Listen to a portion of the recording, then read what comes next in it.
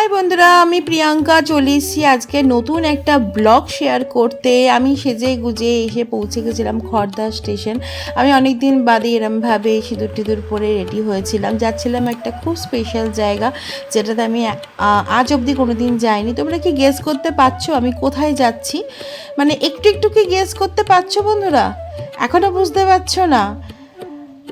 তো সাডেনলি আমাদের প্ল্যান হয় কুমোরটুলি যাওয়ার। আমি, আকাশ, সায়ন্তন।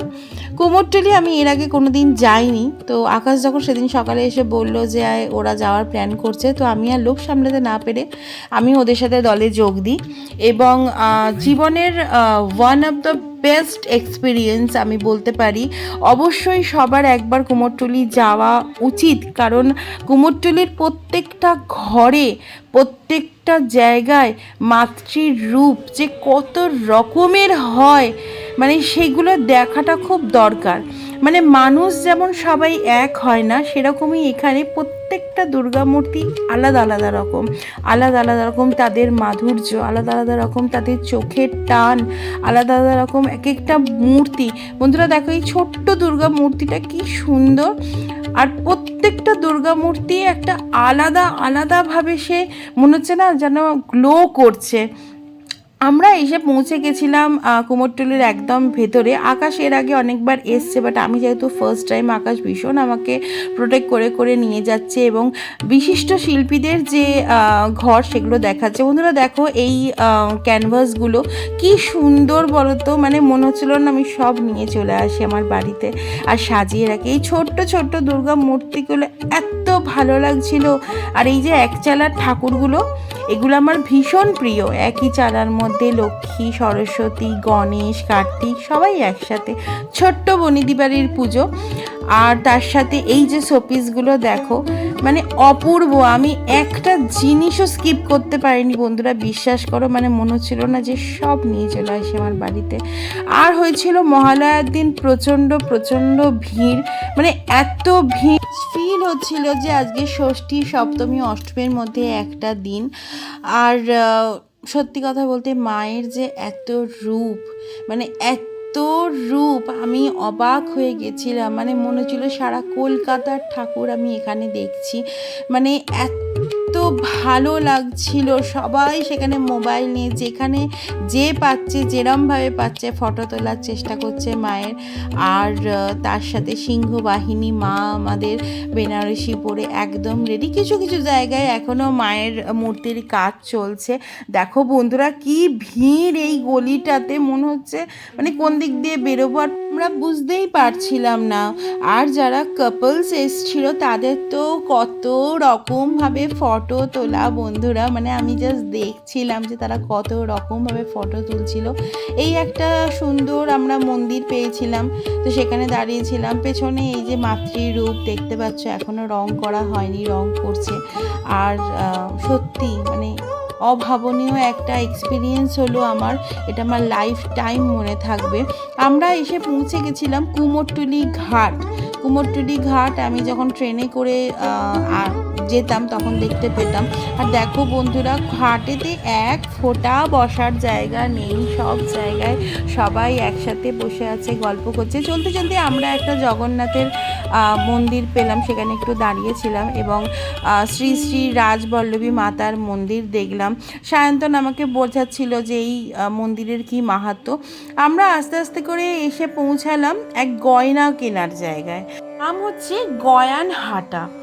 মানে তোমাদের কি বলবো বন্ধুরা, ছোট্ট ছোট্ট বালা, কঙ্কন, মানে মূর্তির জন্য বা পুজোর জন্য সমস্ত রকম মাথার চূড়, গলার লম্বা লম্বা হার।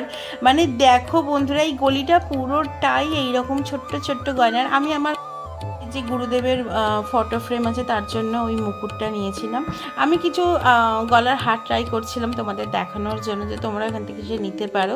আমরা মোটামুটি আকাশের যে কুমুদিনী আছে, আকাশদের বাড়ির যিনি লক্ষ্মী প্রতিমা, তার জন্য মেনলি গয়না কিনতে গেছিলাম। সেখান থেকে গিয়ে আমিও আমার বাড়ির জন্য গয়না কিনেছিলাম। বন্ধুরা এই ত্রিশূলটা দেখো, এর মধ্যে পঞ্চনাগ রয়েছে, তার সাথে এইগুলো, মানে এইগুলো আমার কাছে একটা নিউ এক্সপিরিয়েন্স। আমরা পুরো জায়গাটা পায়ে হেঁটে হেঁটে ঘুরেছি। তো আমরা গয়না টয়না কিনে আবার কুমোরটুলিতে ব্যাক করেছি। বিশ্বাস করো বন্ধুরা, ওই জায়গাটা ছেড়ে না আসতে ইচ্ছে করছিল না, মানে মনে হচ্ছিল না দাঁড়িয়ে দাঁড়িয়ে শুধু দেখি যে মায়ের কত রূপ হতে পারে, মায়ের কত সুন্দর রূপ হতে পারে।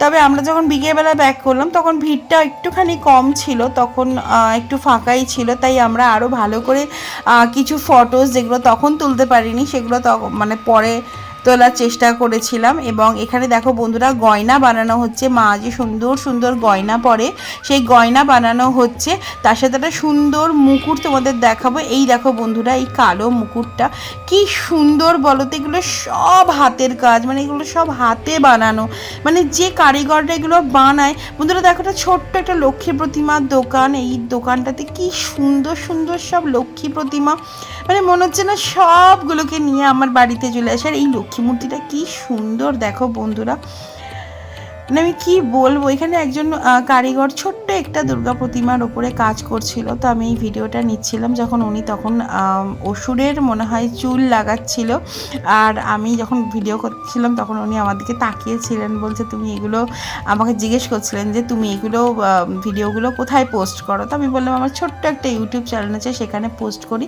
তো উনি আমার কাছে আমার ইউটিউব চ্যানেলের নামটা জানতে চান, আমি বলি।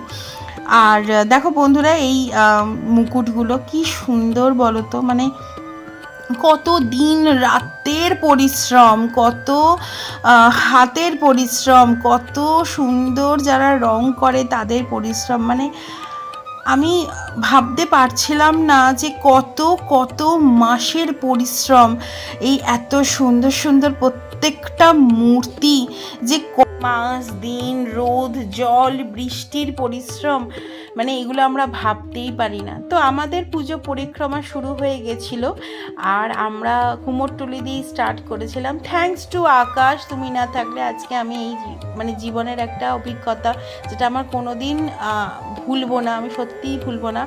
সো আজ এই পর্যন্তই, আমাদের কুমোরটুলি ঘোরা শেষ, এবার আমাদের বাড়ি ফেরার পালা। তার সাথে আমার সব ইউটিউব সাবস্ক্রাইবারদের জানাই শুভ শারদিয়া, সবাই পুজো খুব খুব খুব ভালো কাটিও, সাবধানে প্যান্ডেলে ভিজিট করো, ভিড়ভাড় থেকে দূরে থেকো এবং সবাই সবার সেফটি নিয়ে বাড়ি থেকে বেরিয়েও, আর সবাই খুব ভালো করে পুজো কাটাও। আজ এই পর্যন্তই, দেখা হবে নেক্সট ব্লগে, বাই।